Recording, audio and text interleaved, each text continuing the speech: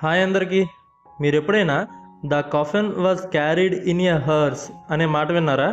ఈ హర్స్ అనే ఇంగ్లీష్ పదం అర్థం తెలుగులో ఏంటో, ఎలా వాడాలో ఈ వీడియోలో మనం తెలుసుకుందాం. So let's begin. ఈ హర్స్ అనే దానికి డెఫినేషన్ ఏంటంటే, a transport vehicle for conveying the coffin at a funeral అని.